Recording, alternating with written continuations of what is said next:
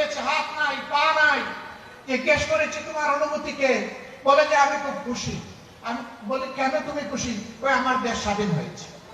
আল্লাহু আকবার, আল্লাহু আকবার। আমি জিজ্ঞেস করেছি বাকি জিন্দেগি তোমাকে তো সতর্ক হয়ে চলতে হবে। বলে যে প্রয়োজনে আবার লড়াই করব, এক হাত চলে গেছে আরেক হাত দেওয়ার জন্য প্রস্তুত আছি। স্যালুট, ওদেরকে সালাম জানাই। আল্লাহ এদের ইজ্জত বৃদ্ধি করে দিন। এরকম সন্তানেরা যে মায়ের গর্ভে জন্ম নিয়েছে সেই মা অবশ্যই সৌভাগ্যবান মা। আমরা সেই মায়ের জন্য দোয়া করি। সম্মানিত বন্ধুগণ, দুঃখের কাহিনী, শহীদ পরিবারের কাছে যখন যাই দুঃখ ধরে রাখতে পারি না। একজন একটু আজানের জবাব দেবেন।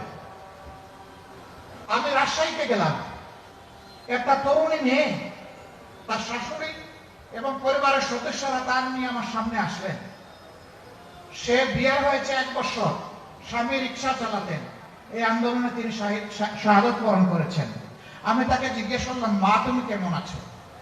সে কেঁদে দিয়ে বলল, আপনি আমাকে মা বলেছেন, আমি শান্তি পেলাম, কিন্তু আমার গর্ভের সন্তানের কি হবে?